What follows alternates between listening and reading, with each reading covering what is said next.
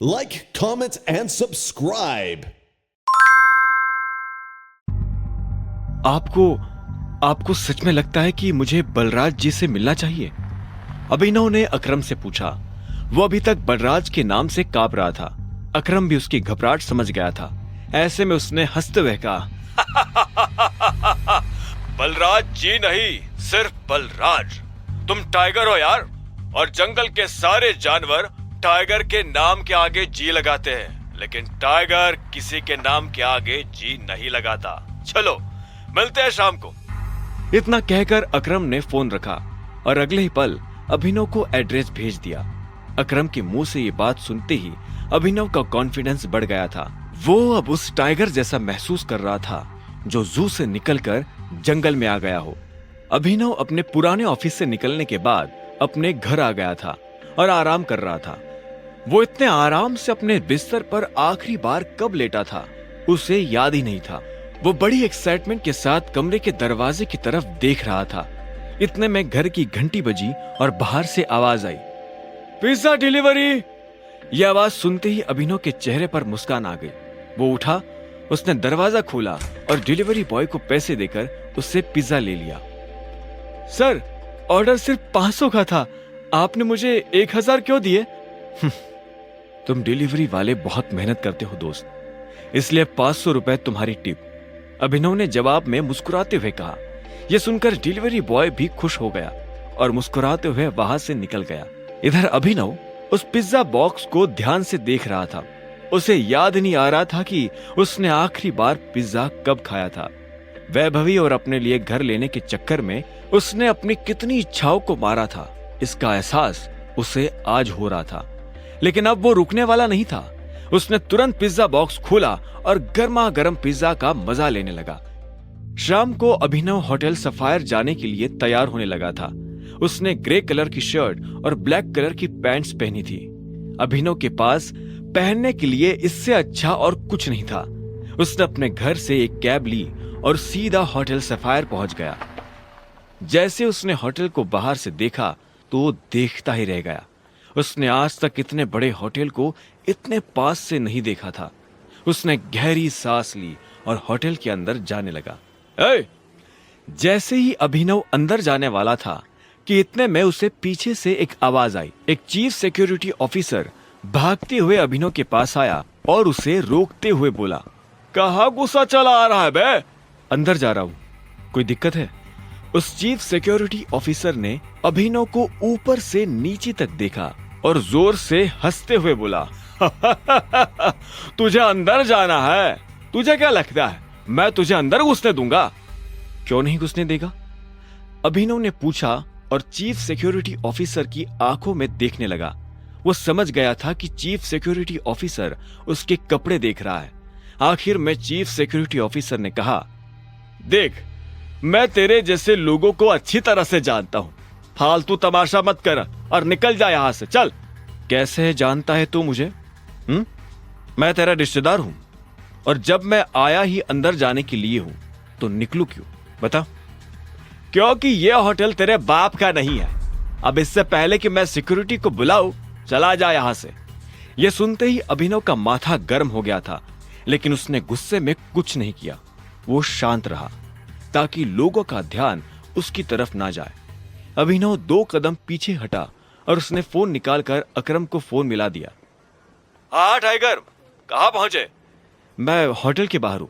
हमारा table number क्या है? Table number? अरे भाई, मैं होटल का मालिक हूं, मुझे टेबल बुक करने की क्या जरूरत है?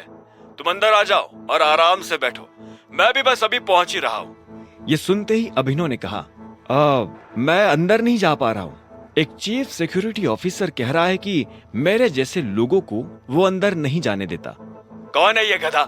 एक काम करो, मुझे बस 10 मिनट दो, मैं बस पहुंच ही रहा हूं। और उस चीफ सिक्योरिटी ऑफिसर की तरफ से आई एम सॉरी। कोई बात नहीं, अभिनव ने कहा और फोन काट दिया। बगल में खड़ा चीफ सिक्योरिटी ऑफिसर उसकी सारी बातें सुन रहा था। उसने कहा, क्यों हीरो बन रहा है बे? हैं? मैंने कहा ना, मैं तुझे नहीं जाने दूंगा। तू प्रधानमंत्री को भी फोन करेगा तो भी मैं तुझे। और चीफ सिक्योरिटी ऑफिसर ने अभिनव को बाहर धक्का देने का इशारा कर दिया। इससे पहले कि अभिनव उसकी बात का जवाब देता, उसे पीछे से आवाज आई, अरे वो देखो तुम्हारा फटीचर एक्स। Shut up. वो मेरा बॉयफ्रेंड नहीं है। मैं अपने से छोटे लोगों से बात तक नहीं करती, उससे बॉयफ्रेंड क्या बनाऊंगी। अभिनव ने देखा कि देवेन और वैभवी उसी की तरफ चले आ रहे थे। जब अभिनव ने उसकी बातें सुनी तो उसने कहा, तुम छोटे आदमी के मुंह नहीं लगती होगी, लेकिन ये छोटा आदमी तुम्हें एक सलाह देना चाहता है। इंसान की पहचान उसकी जबान से होती है। अपनी जबान संभाल कर रखना, वरना तुम्हारी ये जबान जान ले लेगी।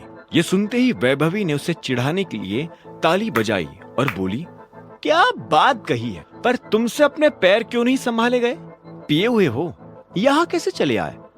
मुझे अकरम सर ने बुलाया है। ये सुनते ही देवेन ने कहा, अच्छा, अरे हाँ याद आया, अकरम सर कह रहे थे ना कि तुम उनके किसी ड्राइवर के बेटे हो, तो अब तुम क्या अपने बाप की जगह उनसे ड्राइवर की नौकरी मांगने आए हो? आए हो मतलब तुम्हें बुलाया नहीं गया?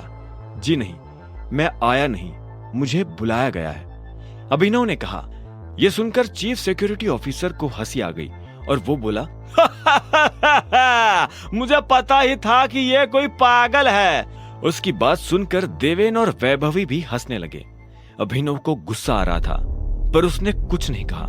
तभी वहां एक काले रंग की चमचमाती हुई महंगी सी गाड़ी आकर खड़ी हो गई। सभी पलटकर गाड़ी को देख रहे थे। अकरम गाड़ी से बाहर निकला और उसके साथ एक और आदमी था। ग्रे कलर का सूट पहना, वो दिखने में लंबा चौड़ा और मजबूत था। वो और कोई नहीं बल्कि बलराज था। वो एक बहुत ही फेमस कपड़ों की कंपनी का मालिक था और साथ ही द माफिया किंग का एक मजबूत पिलर। उसे देख अभिनव की आंखें खुली की खुली रह गई। उसने बलराज के बारे में सुना था, उसे तस्वीरों में देखा था, लेकिन उसे तस्वीरों में देखने में और सामने से देखने में जमीन आसमान का अंतर नजर आ रहा था। उसके मन में यह सवाल उठ रहा था कि आखिर बलराज उससे क्यों मिलना चाहता था। क्या चल रहा है यहाँ? अकरम ने दरवाजे के पास आकर कहा। बलराज गाड़ी के पास खड़ा होकर फोन पर किसी से बात कर रहा था। सॉरी सर, लेकिन इस आदमी ने मुझे और कस्टमर को परेशान किया हुआ है। मैं स्टोर को अंदर जाने से रोक रहा हूँ तो ये तमाशा कर रहा है। क्या तेरी हिम्मत कैसे हुई उसे चोर कहने की? और तू होता कौन है इसे अंदर जाने से रोकने वाला? ये होटल तेरे बाप ने खोला है, ये मेरा मेहमान है, और तू कल से होटल के आसपास भी दिखा तो टांगे तोड़वा दूंगा। जैसे ही चीफ सिक्योरिटी ऑफिसर ने यह सुना तो वो घबरा गया और उसके साथ देवेन और वैभवी भी घबराहट के मारे अंदर भाग गए। उन्हें इस तरह जाते देख अभिनव अपने आप को मुस्कुराने से रोक नहीं पाया। अरे टाइगर, तुम्हें इस गधे की वजह से क्यों बात? असल में छोटा आदमी ही छोटे आदमी का सबसे बड़ा दुश्मन है। अभिनव की बात सुन अकरम के चेहरे पर मुस्कान आ गई। अकरम ने अभिनव को अपने साथ अंदर आने का इशारा किया। अभिनव अकरम के पीछे चला जा रहा था। उसे महसूस हो रहा था कि बलराज भी अपने भारी भरकम पैरों के साथ अभिनव के पीछे आ रहा था। कुछ देर के बाद वो होटल के एक आलीशान से कमरे के बाहर आ चुके थे। इससे पहले कि वो अंदर जाते, एक चीफ सिक्योरिटी ऑफिसर उनके पास आया और बोला, welcome boss, can I get you something? हाँ, हमारे पास कौन कौन सी लिकर अवेलेबल है उसकी लिस्ट जरा भिजवा दो। Sir if you don't mind, मुझे सारी अवेलेबल लिकर्स के नाम याद है।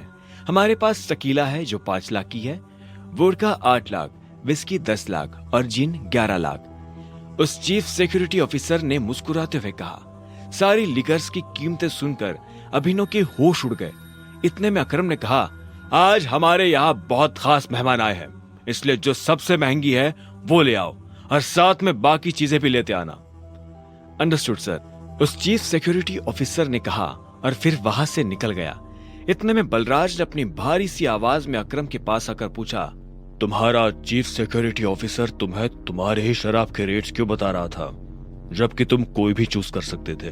वो इसलिए कि मैं दिन देखकर शराब मंगवाता हूँ। आज का दिन मेरी, इनफैक्ट हमारी जिंदगी का सबसे बड़ा दिन है, इसलिए मैंने हम तीनों के लिए सबसे महंगी शराब मंगवाई है। अच्छा, बलराज ने मुस्कुराते हुए कहा। अभिनव के चेहरे पर भी मुस्कान आ गई थी। इतने में अकरम ने कमरे का दरवाजा खोला और खोलते हुए अभिनव की तरफ पलटते हुए कहा, यहाँ तुम्हें तुम्हारी पहचान छुपाने की जरूरत नहीं है। यह रूम सबसे प्राइवेट और सबसे सेफ है। अभिनव ने हाँ में सिर हिलाया और अकरम के साथ अंदर चला गया। वो एक आलीशान कमरा था जिसमें एक राउंड टेबल लगी थी और उसके आसपास कुर्सियां लगी हुई थी। कमरे की छत पर झूमर टंगा हुआ था। वो तीनों कुर्सियों पर बैठ गए। तब अभिनव बलराज को बहुत ध्यान से देख रहा था। इतने में अकरम ने बलराज से कहा, मैंने तुम्हें एक बहुत ही जरूरी खबर देने के लिए यहाँ बुलाया है। हमें संजय का बेटा टाइगर मिल गया है, लेकिन वो अभी अंडर कवर है, इसलिए मैं तुम्हें उससे बाहर नहीं मिलवा सकता था। अकरम के इतना कहते ही दो चीफ सिक्योरिटी ऑफिसर अंदर आए और उन्होंने वाइन और बाकी चीजें टेबल पर रख दी। Anything else sir? Chief security officer ने पूछा। अकरम ने ना में सिर हिलाया और उन दोनों को जाने का इशारा कर दिया। दोनों चीफ सिक्योरिटी ऑफिसर वहां से निकल चुके थे। इधर बलराज ने बोतल उठाई और अपना ग्लास भरना शुरू कर दिया। बलराज ने बोतल वापस रखी, एक नजर अभिनव को देखा और बोला, तो टाइगर यही है? बलराज ने कहा और ग्लास अपने होठों से लगा लिया। वो ग्लास में से पैनी नजरों से अभिनव का चेहरा देख रहा था। हाँ, यही है हमारा टाइगर। मैं चाहता था कि ये हमारी टीम के बड़े और भारी मेंबर्स से मिले। एक बार सबसे मिलने के बाद हमें जिस तरफ बढ़ना है उस तरफ टाइगर ही हमें लीड करेगा। सॉरी अकरम, लेकिन मुझे थोड़ी हंसी आ रही है। माफ करना दोस्त, पर सारी बातें तुम कर रहे हो। हमारा टाइगर गूंगा है क्या? तुम्हें टाइगर के बारे में इस तरह से बात नहीं करनी चाहिए, अकरम ने कहा। यह सुनते ही अभिनव को हंसी आ गई। उसने हंसते हुए एक पल के लिए बलराज को देखा और बोला, मुझे तुम्हारी बोल्डनेस अच्छी लगी। तुम बॉस हो गए, लेकिन भूलो मत कि तुम किसके सामने बैठे हो। मैं टाइगर हूं और मैं गूंगा नहीं हूं। मैं यहां अपनी गद्दी लेने आया हूं। यह सुनते ही बलराज के चेहरे पर एक झीनी सी मुस्कान आ गई और वो अभिनव को जवाब देने से पहले उसे पैनी नजरों से देखने लगा। फिर उसने अपना ग्लास टेबल पर रखा और बोला, अच्छा तुम टाइगर हो, तो ये बताओ टाइगर, इतने सालों से कहां गायब थे? ऐसा तो नहीं हो सकता ना कि तुम अचानक एक दिन कहीं से हमारे सिर पर आकर खड़े हो जाओ और बोलो कि मैं टाइगर हूं। मजाक तो नहीं चल रहा यहाँ। जिस गद्दी की तुम बात कर रहे हो उसे लिया नहीं जाता, कमाया जाता है। जानता हूं, छीनना तो मेरे खून में भी नहीं है। और इतने साल में कहां गायब था, क्या कर रहा था, शायद उस बारे में बात करने जितना हमारे पास टाइम नहीं है। रही बात कि मैं टाइगर हूं या नहीं, तो अपना तरीका बताओ, मैं अभी साबित कर सकता हूं।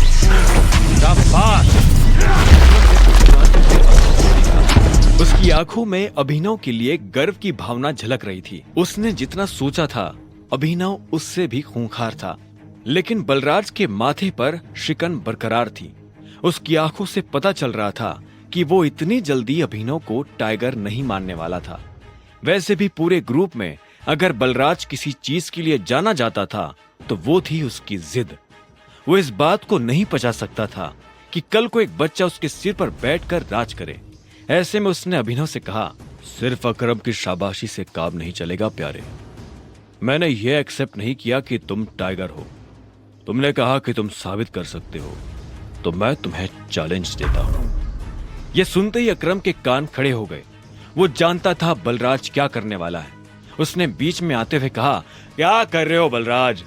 लेकिन बलराज ने अकरम को हाथ के इशारे से चुप रहने के लिए कहा और फिर अभिनव की तरफ देखते हुए बोला, चलो लड़ाई करते हैं। अगर तुम हारे तो भूल जाना कि तुम टाइगर हो। हमसे कुछ पैसे लेना और गुड़गांव से जितना दूर हो सके उतना दूर सेटल हो जाना। अरे नहीं बलराज, ये सही नहीं है, अकरम ने घबराहट में कहा। बलराज जवाब के इंतजार में अभिनव को देख रहा था। अकरम ने अभिनव को देख ना में सिर हिला दिया। अभिनव ने अकरम से नजर हटाई, बलराज को देखा, अपना ग्लास उठाया, एक सांस में सारी शराब गटकी और जोर से ग्लास टेबल पर पटक कर बोला, कब करनी है लड़ाई? यह सुनते ही बलराज के चेहरे पर मुस्कान आ गई। अकरम के होश उड़ गए थे। अब आगे क्या होने वाला था? क्या अभिनव बलराज को हरा पाएगा या उसे अपने पिता का दिया हुआ सब